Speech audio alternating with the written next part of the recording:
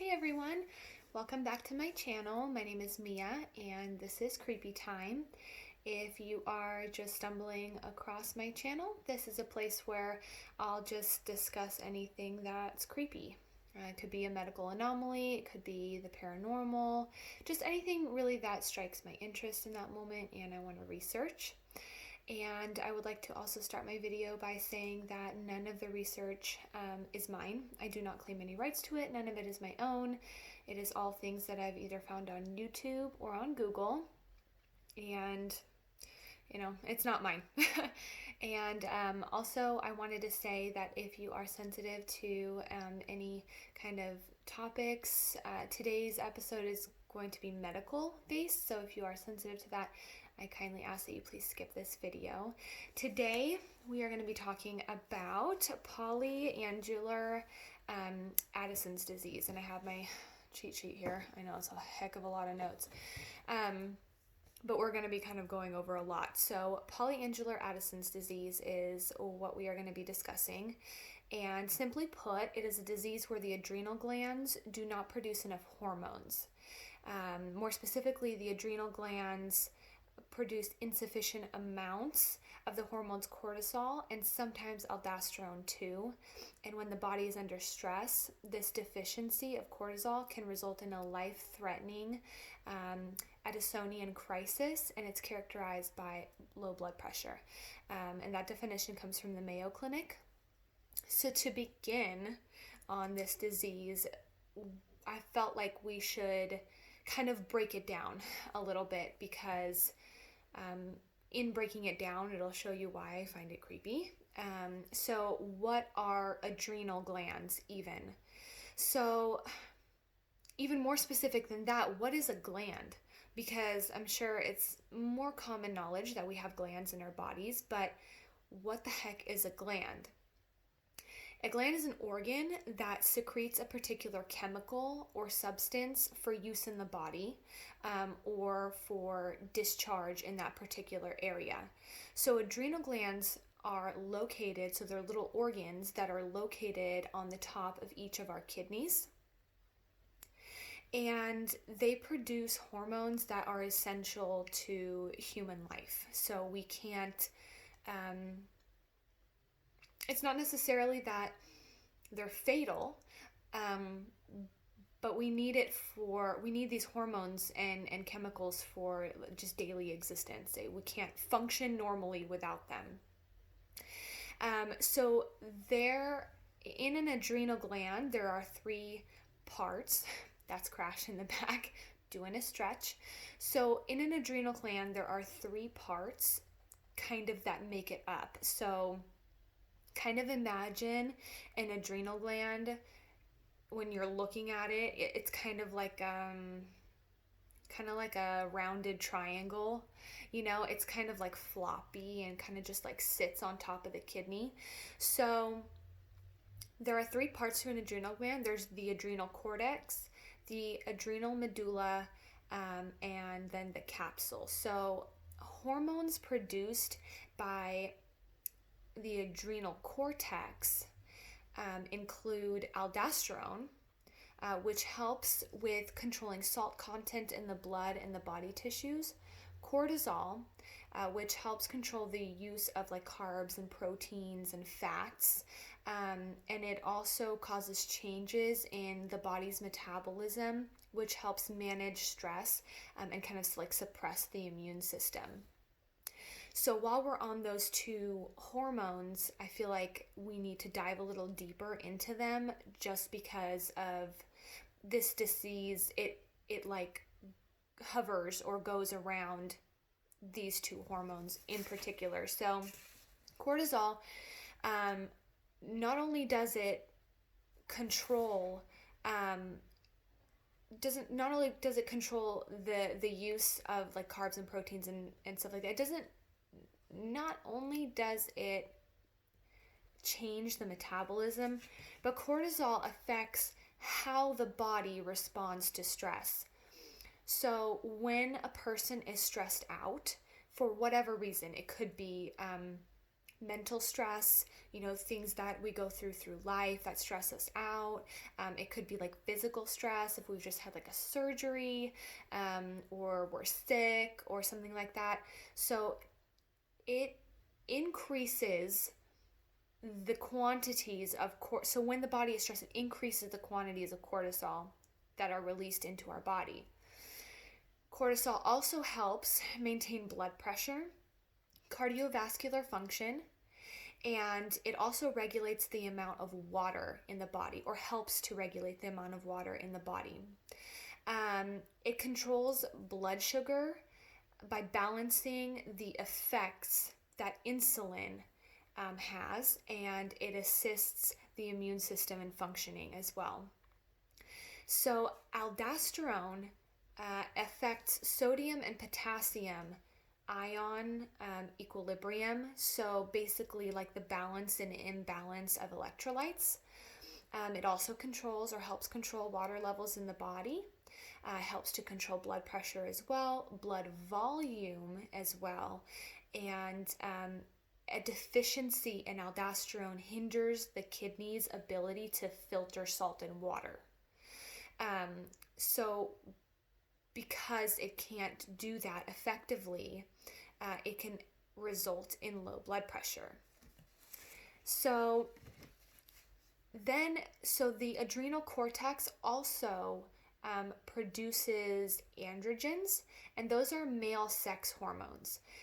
In a male, however, androgen is also produced in the testes, so this is not something that a male especially counts on. It. So androgen comes from elsewhere for them, not just in the kidneys. So both men and women are able to, have androgen in their bodies. There's just different amounts of it. Naturally, the males have more than the females. But androgen in females is really important too, and I'll tell you why in a second. But the adrenal cortex also produces a bit of estrogen for females as well. Now, estrogen is also produced by females' ovaries, but it is also produced by the adrenal cortex. Now, androgen is important for women because it helps to create estrogen. So you can kind of see why maybe if that is all messed up, it could cause issues, right, in the female body. Estrogen is also the female sex hormone naturally, so an insufficiency in estrogen can lead to a whole wide variety of symptoms, from lowered sex drive to irregular menstrual cycles to hair loss to, the list goes on and on and on. And so let's see here. Oh, that's important. Okay, I'm sorry. I was just taking a moment to read my notes. So I think it's important to note that the adrenal cortex is made up of different layers, and these hormones are made in the active zone or inner layer. So remember how I said it was kind of like a messed up triangle? Well, it's like thick, it's like a, I don't know, if you're looking at a segment of it, it kind of has a hole in the middle. It's like a messed up donut, okay? All right. So, I said I think it's important to note that hormones are made in the active zone or the inner layer and stored in the middle layer. And that's called the storage zone, and that shrinks or expands dependent on the level of these hormones that the body needs at any given moment. So if we need more cortisol, or if we need more, aldosterone, that'll kind of shrink down and like release more of the hormones into our bodies. So moving on to the adrenal medulla hormones, epinephrine or adrenaline is produced in this area, and it is released during short times of stress. So that adrenaline rush that people always talk about. People mention that if they go through something really bad, they were running on adrenaline. It's that fight or flight, kind of like kick your butt into gear to do what you have to do to survive hormone. That is it. So additionally, norepinephrine or noradrenaline is produced as well. And epinephrine, when epinephrine is released, it increases your heart rate, it increases your blood pressure, it increases your blood sugar levels, again, giving you that real push and that real rush to get through whatever it is that you need to get through.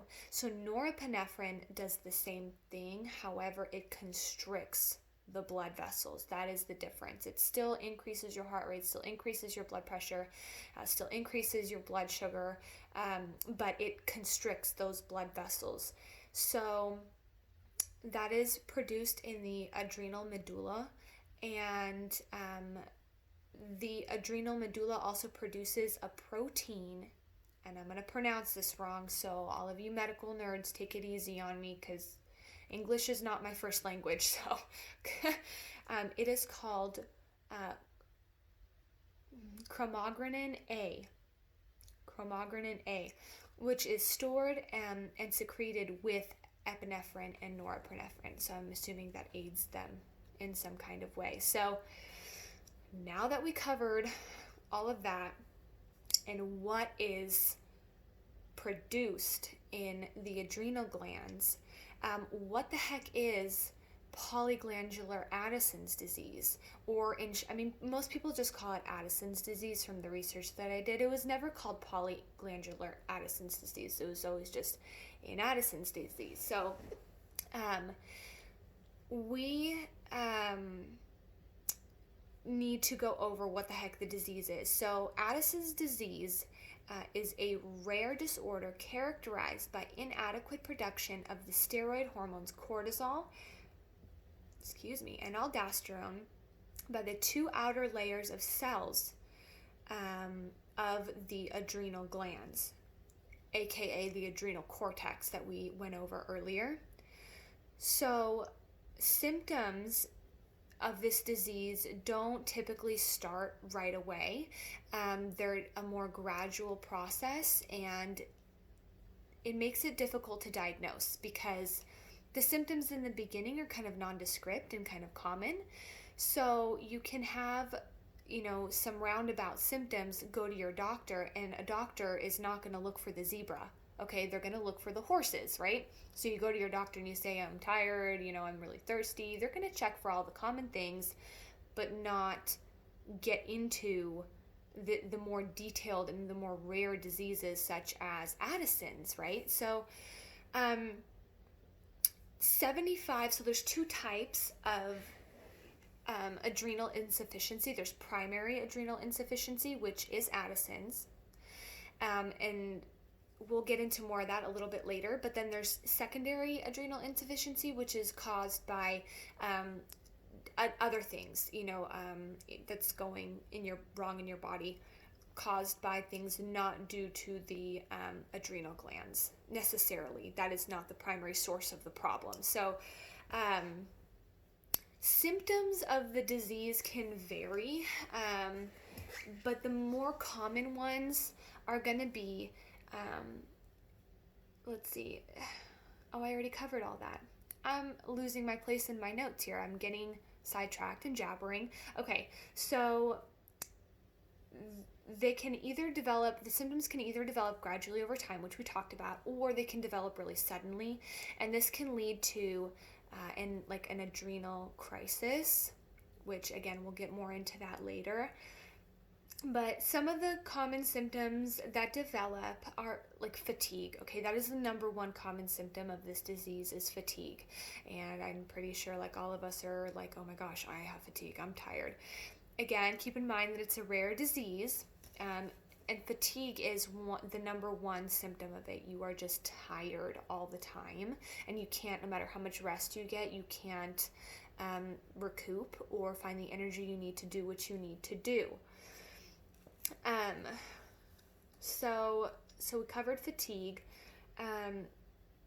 Patients with this can also develop hyperpigmentation, which that is, I don't know, I feel like it's kind of self-explanatory. Hyperpigmentation is areas of the skin on the body which are hyperpigmented, so more pigmentation than your skin naturally is. So think of people with vitiligo.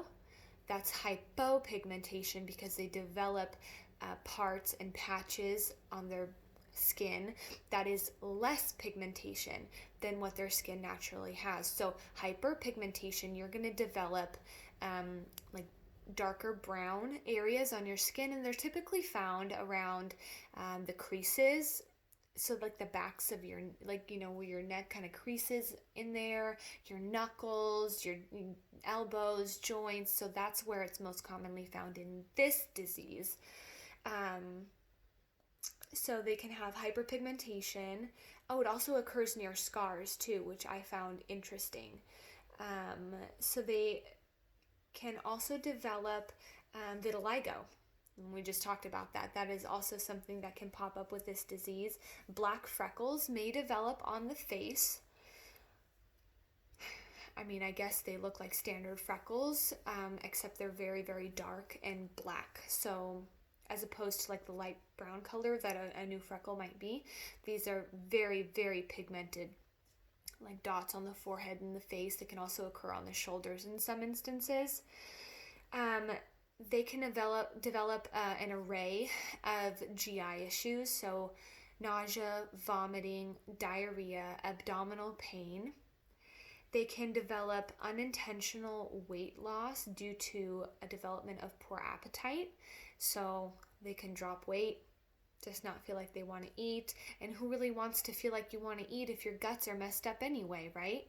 So weight loss, they can cause progressive fatigue in the muscles, also myalgia, which is muscle pain. They can have muscle spasms and joint pain as well. So basically everything starts going haywire in your body, or like all your check engine lights are on all of a sudden, you know? They can get dehydration, which can lead to hypotension, which deals with the blood pressure. So hypo, again, hypo meaning less. So hypotension, so less than normal blood pressure, as opposed to hypertension, which is hyper, more, higher than normal blood pressure. So they can develop low blood pressure, which can lead to lightheadedness and syncope, which is fainting. And it's important, you know, how do I explain this? Syncope is like its own deal. So syncope is more commonly related to low blood pressure versus loss of consciousness, which is typically referred to like when you get like a head injury or are found somewhere unconscious. And syncope is typically like a quick faint. You know, you recover from, you keel over, right? And then you like recover from it. So I just wanted to point out that difference because, you know, it's common to say like, well, why don't you just say lost consciousness or passed out? There is a slight difference, just a slight. Anyway, I'll stop getting off track now. So they can get lightheadedness and syncope upon standing. So if your blood pressure is low, you try to get up and then it just tanks, and so do you. They can have changes to their emotion and behavior, a lot of irritability, depression go hand in hand with this because your hormone levels are all jacked up and you can't feng shui your brain.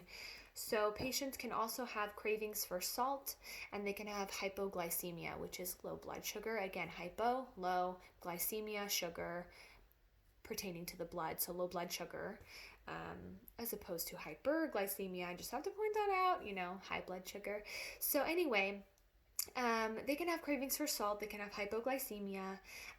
Women can also have, again, we talked about this a little bit earlier, they can have lower sex drives and irregular menstrual cycles. And this is where it gets creepy, okay? So Addison's disease is most commonly had because the body's immune system mistakenly attacks the adrenal glands. Can you believe that? Like, your immune system is like completely malfunctioning and is attacking your own organs. So when the body's immune system is attacking these adrenal glands, like, you think like, oh, well, my immune system only fights bacteria and viruses. Wrong.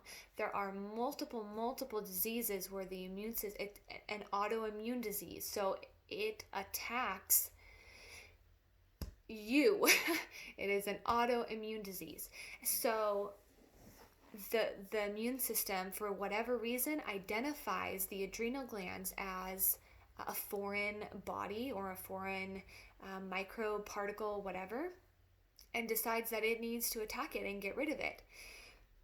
Excuse me. So the adrenal glands, under repeated attack and under repeated under fire, right, from the immune system, start to get damaged. So it's not just that our immune system can damage bacteria and viruses, it can absolutely damage our own bodies and our own tissues and our own organs. So that's what's happening here.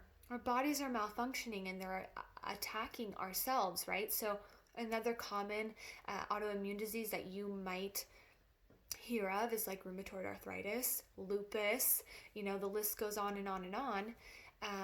But I'm not 100% sure if this one is classified as an autoimmune disease. I mean, I feel like it should. But remember earlier how I said that there was two types of Addison's disease or adrenal insufficiency, where there was primary adrenal insufficiency and secondary adrenal insufficiency. So Addison's disease is primary, and there's like a couple other things I'll lightly touch on that's secondary. And I think maybe if it's not already classified as autoimmune, that might be the reason why. Any hoozle. So it slowly causes progressive damage to the adrenal cortex. So again, this can happen slowly over time, where you progressively get more and more symptoms and you keep on going to your doctor, and then finally your doctor is like, all right, let's really take a look here and see what's wrong. Or, this is the creepy part, it can happen aggressively and out of nowhere. So you could be doing your thing, life is good, everything is fine, and then all of a sudden you figuratively get hit by a truck. And it's really scary. So it can happen suddenly in a condition called acute adrenal failure, or an Addisonian crisis. So in an Addisonian crisis, patients can have sudden loss of strength, severe lower back pain, severe severe pain in the abdomen and legs, not the arms. I don't know, maybe, but they only say the legs. They can have nausea, vomiting, and diarrhea, causing dehydration. This can lead to low blood pressure and a loss of consciousness. So remember how I was trying to explain the difference between like syncope and loss of consciousness? Well, in relation to blood pressure, syncope, I don't know if you guys remember, but I was saying that they can have lightheadedness and syncope upon standing. So that's like a quick, like, okay, your blood pressure tanked, so did you, and now you're fine once you got flat, okay? Here, this is low blood pressure to a loss of consciousness. So this means that your blood pressure tanks, so do you, and you don't get back up. You are like out for the count and you need some serious medical intervention. And this is a medical emergency that happens to these people that can be life-threatening because it can cause complications such as shock or kidney failure. And a crisis like this is usually set off when a patient is under a great amount of stress. So this is why it's so creepy. So you think everything is fine and everything is dandy, right? And all of a sudden you get into a fender bender, a car accident, or something tragic happens in your life, like a loss of a loved one, or you have a minor or major surgery or something and your body is under that stress. Boom, this bitch decides to kick in and just rock your world. And it's so dangerous because things like kidney failure and shock, I want to touch on shock a little bit, just lightly. I know I go off track, but a lot of people, when they think of shock, or somebody goes into shock, they don't really view it as a big deal. They're like, I don't know, I feel like it's kind of understated. Those of us in the medical community do understand what a big deal someone going into shock is. But I feel like the layperson might not. So basically what happens, shock in just the most general way to describe it is your organs shutting down. So when this Addisonian crisis happens, your body cannot produce what it needs to deal with the stress. So it cannot produce the cortisol, it cannot produce the aldosterone. And remember how I said that those two hormones help regulate stress, or like manage stress. They manage your blood pressure and your heart rate. Well, that was more the adrenaline, but they manage all these things, right? Well, if all of a sudden your adrenal glands are damaged and your body can't produce what it needs to cope with the stress, everything is going to go to shit, okay? Like everything. Your organs will start to shut down because they do not have what they need to deal with the stress. And that is not to say that all patients who go into shock are from an Addisonian crisis. But shock is a secondary condition that happens from a major trauma or a primary diagnosis or disease, right? So this is like totally freaking creepy, totally freaking scary, that our bodies can malfunction so badly that it can trigger a life-threatening event out of nowhere.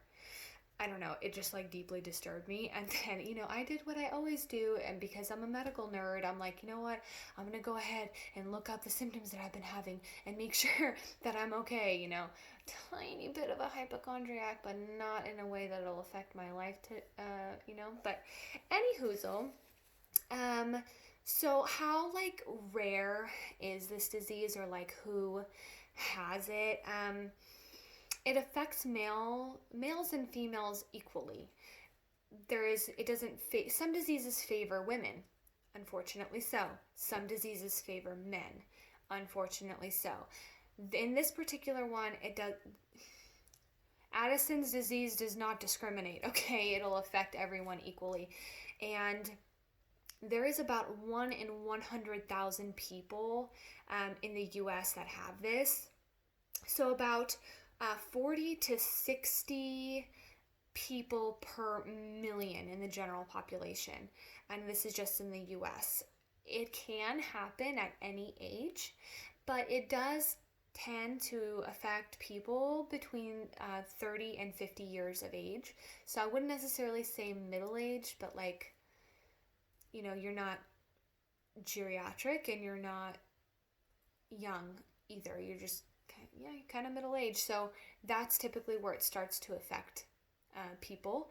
And it was first discovered by Thomas Addison in 1855. So it's been around for a long while, and it's been around, and it's been like, doctors know how, oh my gosh, like I said, English is hard, not my first language, I apologize.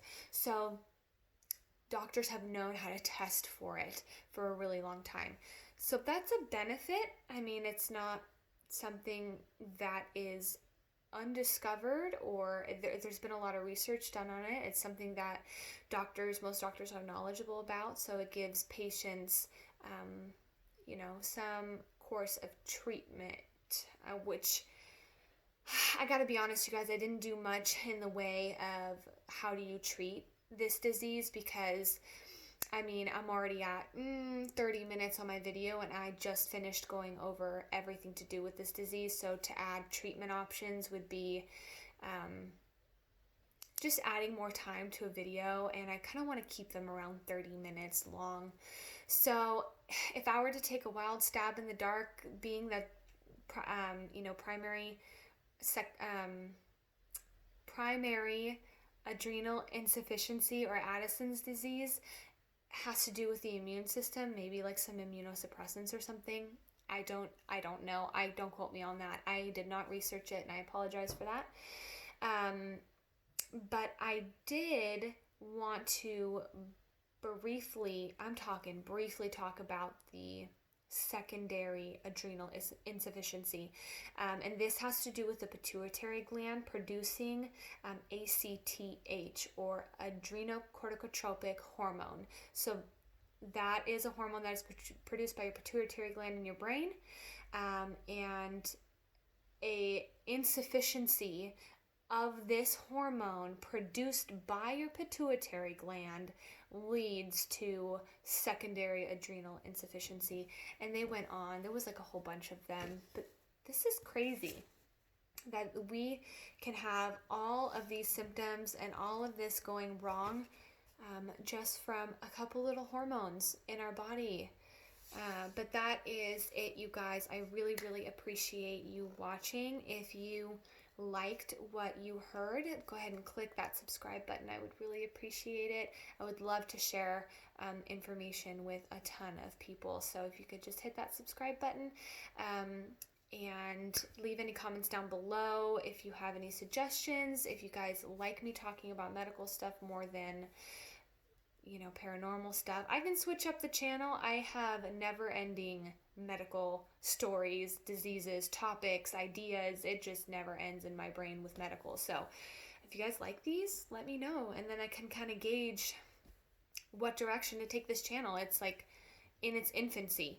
This is a hobby that I wanted to do and grow, and I want to make it successful, not necessarily for the perks behind having a successful YouTube channel, but just for like, how freaking cool is it to like share information and all these people like watch it and learn and gain it. Like, that would be a dream come true for me. So just let me know what you think. Let me know how to steer this boat. And I hope you all have a wonderful, wonderful day. Crash says bye too, I'm sure. Bye guys. Take care.